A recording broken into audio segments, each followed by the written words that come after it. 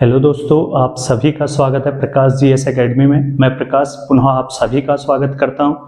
दोस्तों, आज हम पढ़ने वाले हैं भारत के प्रधानमंत्री के संदर्भ में। आज का टॉपिक है हमारा भारत का प्रधानमंत्री।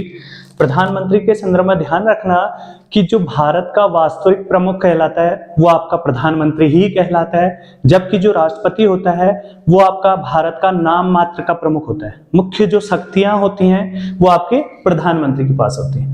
नेक्स्ट, इसी में कहा गया है, ध्यान दे लेना, अनुच्छेद 74 में कहा गया है कि राष्ट्रपति की सहायता के लिए एक मंत्री परिषद होगा, और अनुच्छेद 75 में यह कहा गया है कि मंत्री परिषद का जो प्रमुख होगा वो प्रधानमंत्री होगा। ठीक है, तो ध्यान दे लेना, अनुच्छेद 74 में कहा गया है कि राष्ट्रपति की सहायता के लिए एक मंत्री परिषद होगी, और अनुच्छेद 75 में कहा गया है कि मंत्री परिषद का जो प्रमुख होगा वो प्रधानमंत्री होगा। प्रधानमंत्री की नियुक्ति की जाती है, ध्यान दे लेना। इसका निर्वाचन मुख्यतः जो होता है वो लोकसभा या राज्यसभा सदस्य के रूप में इसका निर्वाचन होता है, जबकि प्रधानमंत्री के रूप में इसकी जो नियुक्ति की जाती है वो भारत के राष्ट्रपति के द्वारा की जाती है।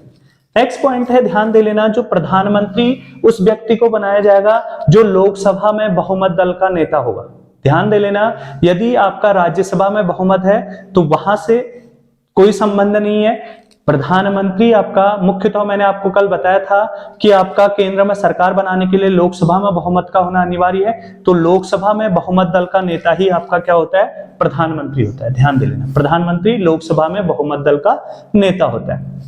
ध्यान दे लेना, प्रधानमंत्री बनने के लिए व्यक्ति आपका लोकसभा सदस्य भी हो सकता है और राज्यसभा सदस्य भी हो सकता है, लेकिन यदि लोकसभा से आपका भारत का प्रधानमंत्री बनता है तो उसकी न्यूनतम आयु 25 वर्ष होनी चाहिए। यदि राज्यसभा से भारत का प्रधानमंत्री बनता है तो उसकी न्यूनतम आयु 30 वर्ष होनी चाहिए।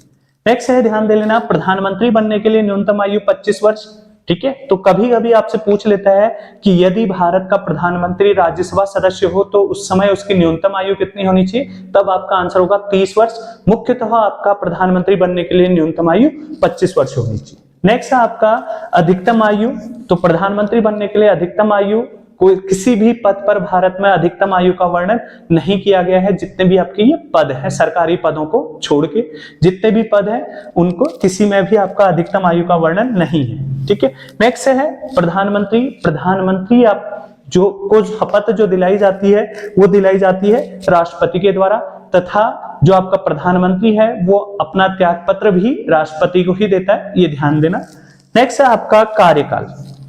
यहां पर दो कंडीशन है। कार्यकाल में कहा गया है कि लोकसभा का कार्यकाल 5 वर्ष का होता है या फिर राष्ट्रपति के प्रसाद पर्यंत तक। अब ऐसा क्यों कहा गया है? मुख्यतः जो प्रधानमंत्री का कार्यकाल होगा, प्रधानमंत्री बनाया जाएगा 5 वर्ष के लिए बनाया जाएगा, लेकिन कभी आपका उसका लोकसभा में बहुमत नहीं रहता है तो उस समय आपका क्या होता है, मंत्री परिषद को भंग कर दिया जाता है। तो इसीलिए कहा गया है कि राष्ट्रपति के प्रसाद पर्यंत तक।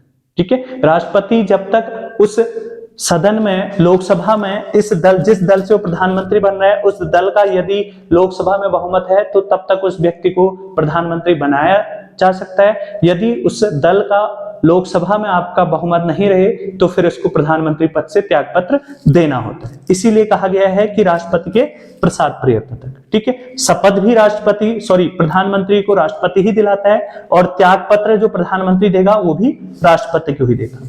कुछ शक्तियां दे दी हैं, वैसे सारी शक्तियां प्रधानमंत्री के पास ही होती हैं, लेकिन जो प्रमुख ठीक है, मुख्यतः जो प्रमुख जिनका वर्णन आपके संविधान में किया गया है उसमें है कि मंत्री परिषद की बैठक जो बुलाता है तथा उसकी अध्यक्षता जो करता है वो प्रधानमंत्री ही करता है।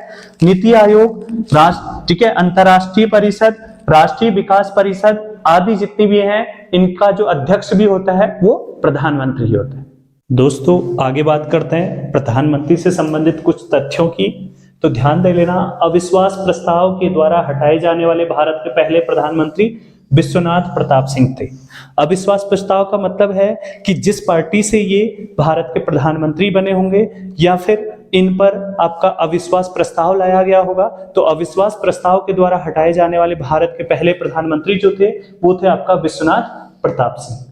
नेक्स्ट है, मैंने आपको बताया कि प्रधानमंत्री बनने के लिए आपका या तो लोकसभा का सदस्य होना अनिवार्य है या फिर राज्यसभा का सदस्य होना अनिवार्य है, लेकिन किसी व्यक्ति को ये दोनों सदनों का वो सदस्य नहीं है तब भी भारत का प्रधानमंत्री बनाया जा सकता है, लेकिन 6 माह के अंदर उनको किसी भी एक सदन, चाहे लोकसभा या राज्यसभा का सदस्य बनना होगा। इसी के संदर्भ में यहाँ पर कहा गया है कि प्रधानमंत्री का पद ग्रहण करते समय पीवी नरसिम्हा राव जो थे वो किसी भी सदन के सदस्य नहीं थे। तो 6 महीने के बाद जब वो प्रधानमंत्री पद उन्होंने ग्रहण किया था, उसके 6 महीने के बाद या तो वो लोकसभा सदस्य बने होंगे या फिर राज्यसभा सदस्य बने। नेक्स्ट आपका सबसे अधिक समय तक जो भारत के प्रधानमंत्री रहे थे, जो कि भारत के पहले ही प्रधानमंत्री थे पंडित जवाहरलाल नेहरू, वो भारत के सबसे अधिक समय तक प्रधानमंत्री रहे थे। 16 वर्ष 9 माह 13 दिनों तक ये भारत के प्रधानमंत्री रहे। सबसे कम समय तक भारत के प्रधानमंत्री अटल बिहारी वाजपेयी रहे थे। तो क्या हुआ था कि इनकी सरकार गिर गई थी और मात्र ये 13 दिनों तक भारत के प्रधानमंत्री रहे थे। ध्यान दे लेना, सबसे कम समय तक 13 दिन तक ये भारत के प्रधानमंत्री रहे। नेक्स्ट है सबसे युवा प्रधानमंत्री कौन बने थे? तो भारत के सबसे युवा प्रधानमंत्री राजीव गांधी बने थे, जो कि मात्र 40 वर्ष की आयु में भारत के प्रधानमंत्री बन गए थे। और सबसे अधिक समय में बहुत बार क्वेश्चन पूछा जाता है कि भारत के सबसे बुजुर्ग प्रधानमंत्री कौन थे, जो कि पहले गैर कांग्रेसी प्रधानमंत्री। इसी के संदर्भ में यह भी पूछा जाता है कि भारत के पहले गैर कांग्रेसी, इससे पहले तक जो प्रधानमंत्री बने थे वो कांग्रेस पार्टी के थे। ये मोरारजी देसाई पहले आपके गैर कांग्रेसी प्रधानमंत्री भी थे और सबसे बुजुर्ग प्रधानमंत्री भी थे। 1-2 पॉइंट यहां से और पूछा जाता है। एक क्वेश्चन आपसे पूछा जाता है कि वह कौन से प्रधानमंत्री थे जिन्होंने लोकसभा का सामना नहीं किया। वो भारत के प्रधानमंत्री थे लेकिन लोकसभा एक भी बार नहीं गए। तो आपका आंसर होता है चौधरी चरण सिंह। ठीक है, चौधरी चरण सिंह। ठीक है, चौधरी चरण सिंह जो थे आपके, वो लोकसभा का सामना नहीं करने वाले आपके भारत के प्रधानमंत्री थे। ठीक है, इनके जो आपका जन्म दिवस है उसको किसान दिवस के रूप में, इनका जो ठीक है समाधि स्थल है किसान घाट है, और इनके जन्म दिवस को किसान दिवस के रूप में मनाया जाता है। ठीक है, 23 दिसंबर को। तो इनके संदर्भ में भी आपसे बार बार क्वेश्चन पूछ लिया जाता है। नेक्स्ट ध्यान दे लेना, आपके कुछ आपके प्रधानमंत्री ऐसे रहे जिनकी मृत्यु प्रधानमंत्री पद पर रहते हुए हो गई। बात करें पहले प्रधानमंत्री पंडित जवाहरलाल नेहरू की मृत्यु भी प्रधानमंत्री पद पर रहते हुए हो गई थी।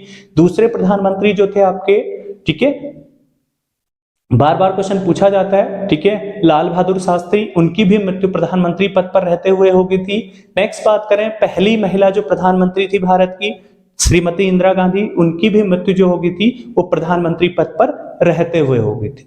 ठीक है, मैंने आपको यहाँ पर आपका बता रखा है कि इससे पहले वाली जब मैंने आपको अभी कराया तो उसी में मैंने आपको बताया कि प्रधानमंत्री बनने के लिए जो व्यक्ति है वो लोकसभा का भी सदस्य हो सकता है और राज्यसभा का भी सदस्य हो सकता है। तो भारत के कुछ ऐसे प्रधानमंत्री हुए जो कि केवल राज्यसभा के सदस्य रहे।